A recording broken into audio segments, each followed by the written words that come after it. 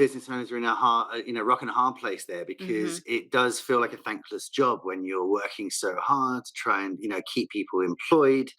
Those people are sat at home on furlough because you don't have the work to do it, but they're sitting at home being like, when am I coming back, when am I coming back, when am I Hmm. coming back? Ah. Ooh.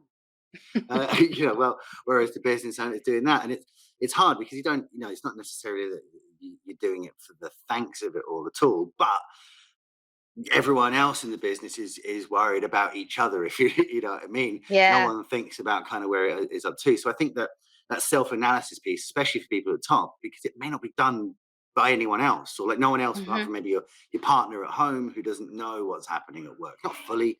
They know your rants about it on a horrible Friday afternoon, and then Janie said and Billy said, what I mean. But actually, had we within the business who are like, hey, that person, this or whatever, this situation, you need to take yourself out and away from it.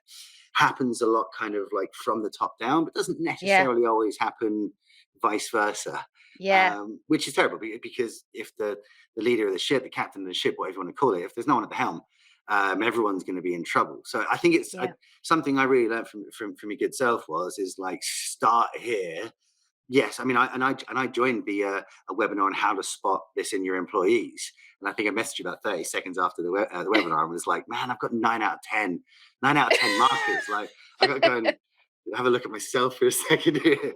I think here's a really, really important one for business owners as well. You've got to understand that it does have to come from the top down. If you're taking care of yourself and you're doing that self reflection, it's easy for you to Mm, tell your staff that as well. And you've also got to remember stress can kind of be like, it's kind of like osmosis. If you're around a stressful person, you can pick up on that. So if you've got the leader of a business being really stressed out, being burnt out, it does filter down, and it's really in simple ways that you might not even think about it. It's like, maybe you've gotten into the office at 7 a.m. and you don't leave until 7 p.m. mm, Someone else might look at that and go, okay, cool. Like, you might actually be saying, you don't have to do that. Like, that's what I'm doing, but that's not required of you. But that yeah, person's probably sitting there thinking, I should probably be doing that. Or, Jay's on his email, so I probably should write back on, yeah. on my, Oh, it's, driving in, yeah. and like the anxiety of driving in and being like, oh, car's already here. Oh God, am I late? No, he's And really early. Yeah, totally. And you've also got to remember, like, it's not always conscious. It's not always a conscious thing. It can be a subconscious thing that you can look Yeah. back on. It's like, oh, I didn't realize that I was working extra hours because I saw my boss in there the whole time and just thought, oh yeah, I'll just come Sure. in quick, a little bit early to do some stuff. So Mm, I think it's just really understanding from a leader, and also if you're an employee as well, it's just to have that self reflection, that self analysis to really mm, understand. Because how can you put up boundaries and how can you change if you don't understand what the problem is, right? You sure. have to know Absolutely. what's going on. And I think burnout's one of those things that can be insidious and it can sneak up on you, but your body's always telling you, hey Mm. pal, you're not sleeping enough, or like, hey, you're a bit tired, like, hey, here's Or a your habits cold. or your habits have changed, right? Yeah, yeah, yeah. You're not exercising anymore. You're drinking more. Like, you're not doing the things which you used to do because it made you feel really good, because you're not eating right. Instead, it's like, oh, I'll get a takeaway because I'm too tired, I'm too exhausted. When we all know that 15 minutes of cooking probably makes something nicer and certainly cheaper than the barrage of delivery, right? Yep. And I mean, especially for me, like, I can tell when me and my wife were both working too hard, because it's like, have we cooked? Or is this, okay, we're trying to pick, we're sitting here trying to find another healthy option. And we're like, when have we cooked last? Like, why are we not making time for that? I haven't Hmm. had time to shop. I haven't had time to shop. Like, humans have been doing that forever. Like, there's always been people foraging for food during the day, and now I'm too busy to get sustenance. Like, It's time like for instance. there's a lot of things that you have to call yourself out on, right? Like, you have to, Mm, like, I always say, how many times do you say you don't have time to do something that's actually useful for yourself, and you're just putting your business first? Like, yeah. count how many times you do that. Like, I guarantee you, if you're saying it too much and you're saying, I don't have time to exercise, I don't have time to have a good night's sleep, I don't have time to cook, I don't have time to eat properly, Mm, don't have time to see my friends, don't have time to see my family, I don't have time, I don't have time, I don't have time.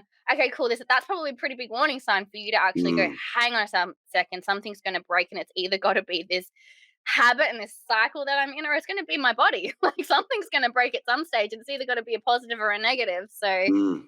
And I yeah. think one of the huge problems has been like just the vapid, toxic, like Gary V work hard, die young. They don't say that, right? But it's very much the whole mentality. And I remember I started our business 6 years ago, same sort of time as like Gary Vee was, well, maybe in the UK, maybe not everywhere, but coming to prominence. And it was this everyone I was speaking to who was one man band or agency owner, they just started a business and everyone's a startup and all this kind of thing.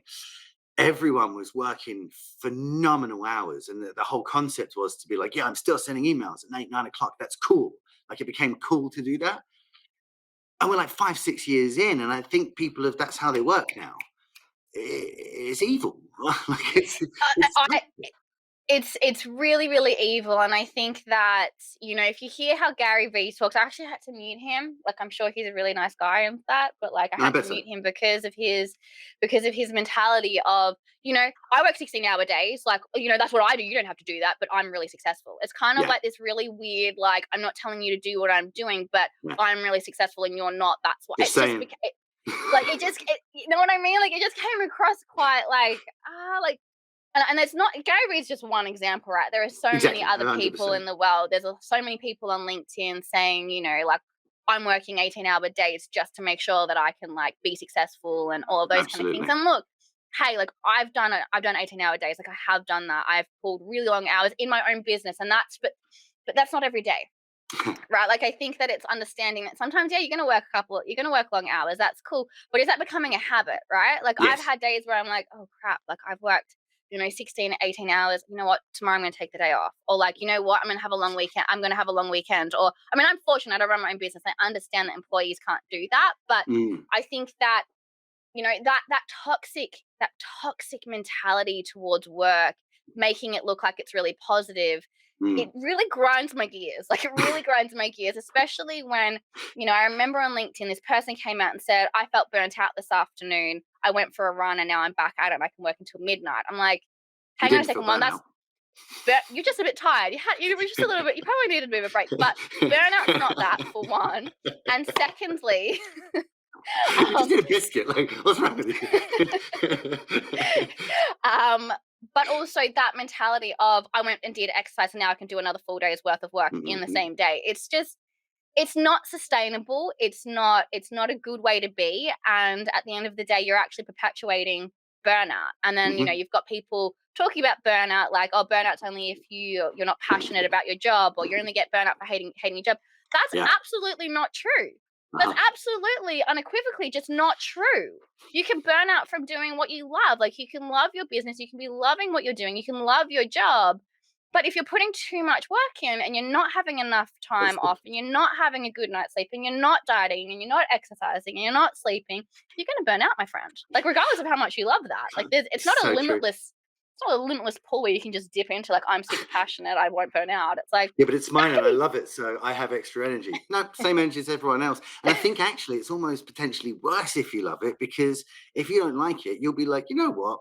Fuck this. Right? I'm not going, hey, it's LinkedIn, so enjoy the swear words. But but you're gonna just say, like, I don't like this in the first place. I'm not gonna work extra hours. I'm already like I am done with this. And I've worked in roles in previously because this whole like that whole mentality I've seen it for a lot longer than kind of came prevalent about 5, 6 years ago, because I've worked in sales and that was always the Mhm. thing in sales. And I remember a guy used to really G us all up, and it was a brilliant sales meeting. But I remember him saying the successful people are the ones who leave at the end of the day and they got a ripped shirt and there's snot coming out the nose and there's blood coming out the ear because they've made so many phone calls and they're like, and they're ruined. And those are the guys who walk back to a Porsche. And we were all like, yeah, yeah, yeah, yeah, yeah, let's do it. Right. And then look back on that now and was like, he wanted us to do that every day. That was that Yeah. was what he wanted us to do every single day of every. And I got into about 8 or 9 months of that role, and they started setting terminal targets for people, and was like, I'm out. I don't like it here, and I'm working hard. Like I don't, Mhm. not for you guys, I'm afraid. Peace, and Yeah. and I was gone from that. Was that because I was, so I don't think I would have allowed myself to get to burnout in that role because I didn't like them enough. Yeah. However, I've been doing this for 6 years, and I've been running and gunning for 6 years because that's what we need to do early on, and it become a habit. And now we're still Mhm. doing it. And literally, my business partner had a holiday and put it in and was like, "Huh." Last time I set my out of office was 3 years ago.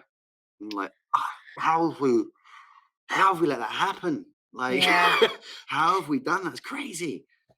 Yeah, I think that, I think a lot of people can fall into that trap as well. It's really, really easy. It is really easy, especially if you're building something from the business. Like when you build a business at the first stages, you do have to put a lot of effort into it. Yeah. And then you put in that effort and you're like, let's keep going. Let's keep growing. Let's see how big this can go. Especially if you come from a sales background. Like my background is pure sales as well. Like I worked in Mm, recruitment.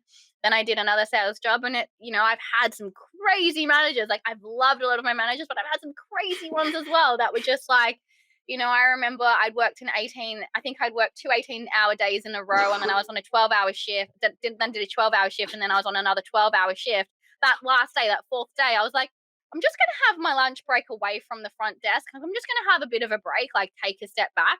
And I remember my manager turned around to me. She's like, you can't take the hours. Like maybe this job isn't for you. And I was like, bitch, come on. I've just worked like, the what doctor. was it? Like, I think it was like 60 hours in like 4 days. Like, what are you talking about?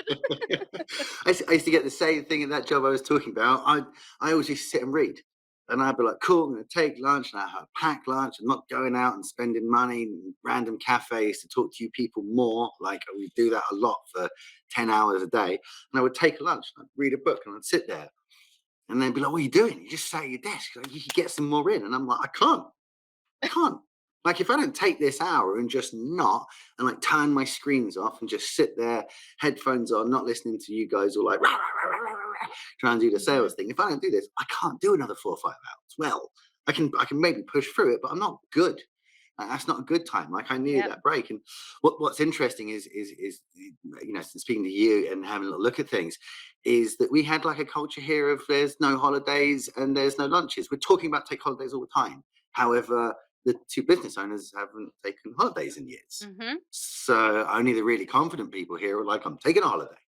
Other people are like, no, I'll just keep working. And Again, it comes we back to that osmosis thing, right? It has to come from the top down, like to create good, absolutely, healthy habits. The managers and the leaders of the business have to truly believe in it too, and understand that they've got to implement that themselves. So at least you can talk to the staff about it. I'm actually working with a company right now, and I remember we're talking about how to prevent burnout, and we're talking about them. And I remember them saying, I don't want to take time off, or I don't like letting my team know that I'm taking time off because I feel guilty that they're hmm working and I'm on a holiday and I'm on a break. yeah, I know So that they're well. not sharing that with their team. And then their teams are feeling like, I'm not going to take a break ever. When these guys are taking breaks, it's just, they're not talking about it. Yeah, And yeah, I yeah. think, and I was like, you've got to get this communication where it's okay to take a break. It's okay to take a Mm. holiday. It's okay to have an afternoon off if you need an afternoon off. Like, it's actually all right. Like, we're humans. We all do it. So I think that as leaders, getting into that good habit and then sharing that and having the communication with your team is super important.